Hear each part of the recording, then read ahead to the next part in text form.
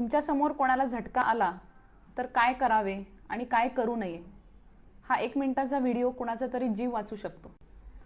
काय करू नये हे महत्त्वाचं आहे. सर्वात आधी घाबरून जाऊ नका.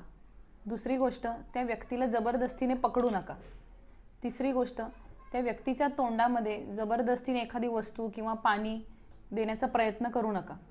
चौथी गोष्ट, त्याच्या अंगावर थंड पाणी ओतणे किंवा तोंडामध्ये पाणी देणे हा प्रयत्न करू नका. मग काय करावं? पहिली गोष्ट, त्या व्यक्तीला सुरक्षित जागी ठेवा. त्याच्या आजूबाजूच्या सर्व वस्तू बाजूला करा. दुसरी गोष्ट, त्या व्यक्तीला एका कुशीवर झोपवा की जेणेकरून त्यांचा श्वासोच्छ्वास जो आहे तो व्यवस्थित होईल आणि जे तोंडात आलेला फेस किंवा थुंकी जी आहे ती गिळून श्वासाला त्रास होणार नाही.